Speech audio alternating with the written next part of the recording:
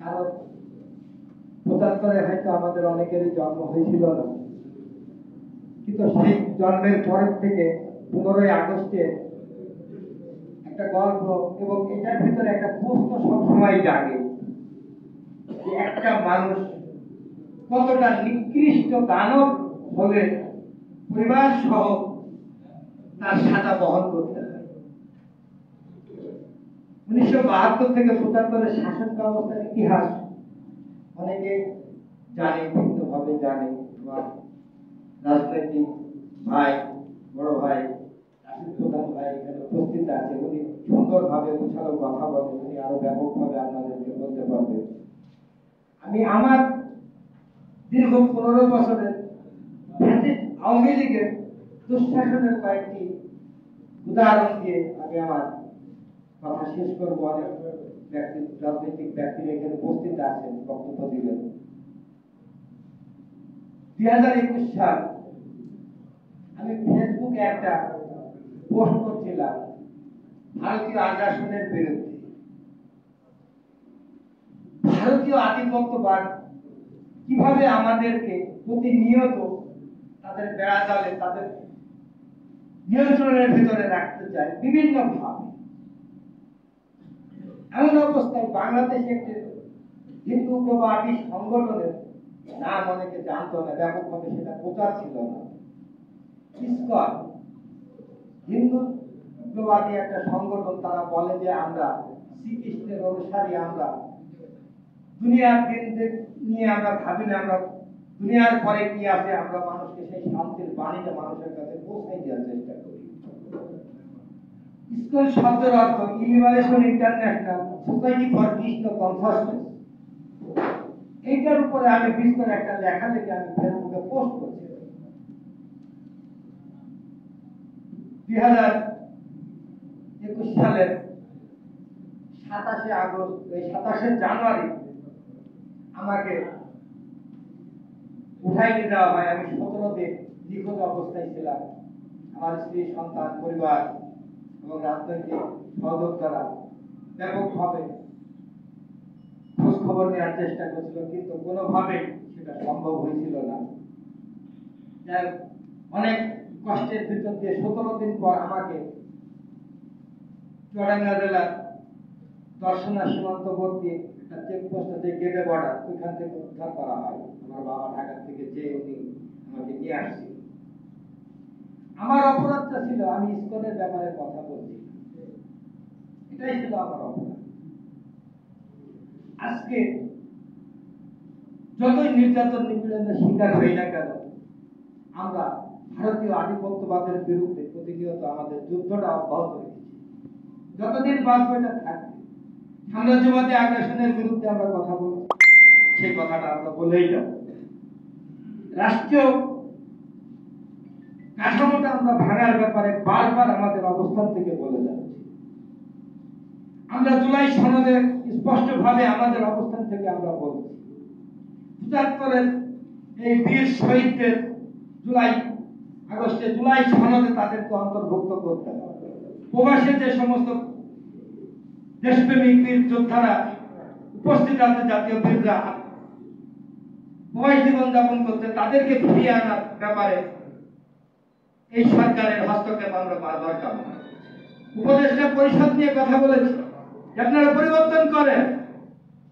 Doctor Yunus বারবার বলে যে আমার ভুল ত্রুটিটা আপনারা ধরিয়ে দেন। আমরা অসংখ্যবার দেওয়ার চেষ্টা করছি, উনি কোনো কথাই কান দেয় না।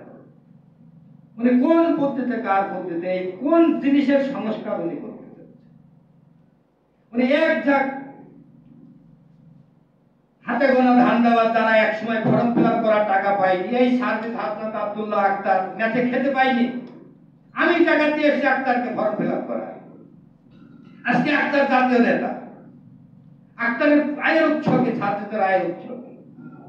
আমরা রাজনীতি করে আমাদের পাশাপাশি একটা কর্ম আছে, 8 ঘন্টা শ্রম বিক্রি করি। আমি প্রতিনিয়ত রাত্রে আমি একটা প্যাকেজিং ফ্যাক্টরিতে আমি আমার শ্রমটাকে বিক্রি করে 8 ঘন্টা, সেখান থেকে যে অর্থটা আসে সেটা দিয়ে পরিবার, সংসার এবং নিজের রাজনৈতিক কর্মকাণ্ড চালানোর চেষ্টা করি। তাদের অর্থ উৎস কোথায়?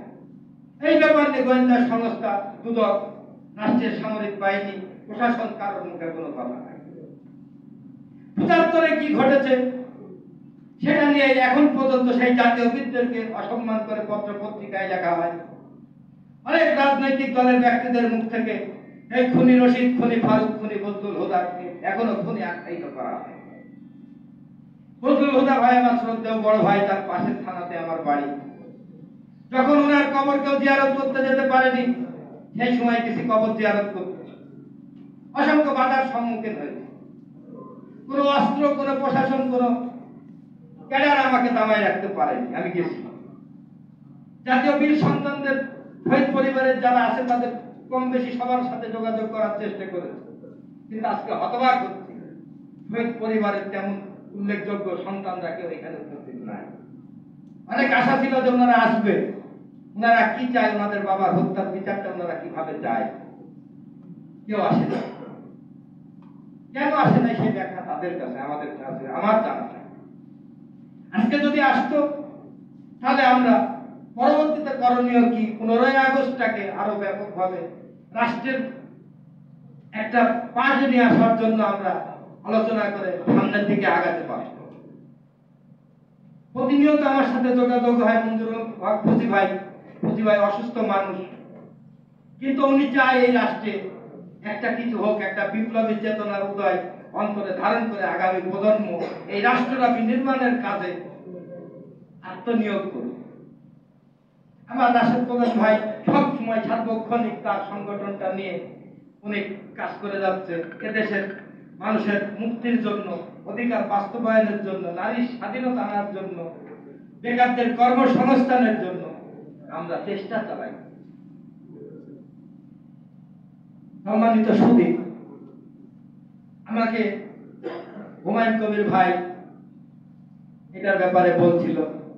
আমি ফ্রিডম পার্টির চেয়ারম্যান তারেক রহমান ভাইয়ের সাথে আমি প্রতিনিয়ত কথা বলি।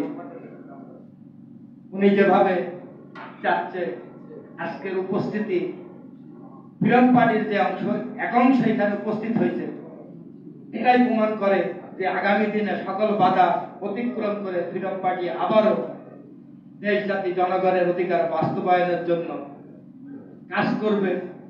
আমরা সেই কাজের জনগণতান্ত্রিক আন্দোলনের দিকে যদি থাকে, ব্যক্তি আধিপত্য নয়, জনগণের অধিকার বাস্তবায়নের জন্য যদি থাকে, ছাত্র সমাজের 10 দফা দাবি বাস্তবায়নের জন্য যদি থাকে, কৃষকের 6 দফা দাবি বাস্তবায়নের জন্য যদি থাকে, আমরা ফ্রিডম পার্টির সেই আন্দোলনকে, সেই ভূমিকাকে আমরা ত্বরান্বিত করার জন্য আমরা আমাদের অবস্থান থেকে সব ধরনের সহযোগিতা আমরা করব।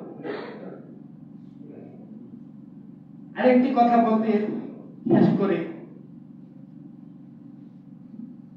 আগস্টে যে 5 বীর শহীদকে ফাঁসি দেওয়া হয়, 4 জনকে ফাঁসি কাস্টে দেওয়া হয়, আমাদের শ্রদ্ধাভাজন বড় ভাই এবং আমাদের আসনের সাবেক সংসদ সদস্য শহীদ মেজর বজলুল হুদাকে একটি আলাদা সেলে রাখা,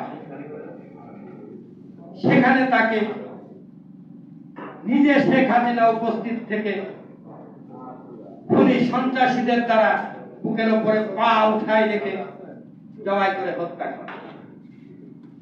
কতটা নিকৃষ্ট এবং হিংস্র একটা মানুষ হয়, সেই কাজটা করতে উনি দ্বিধাবোধ করেন।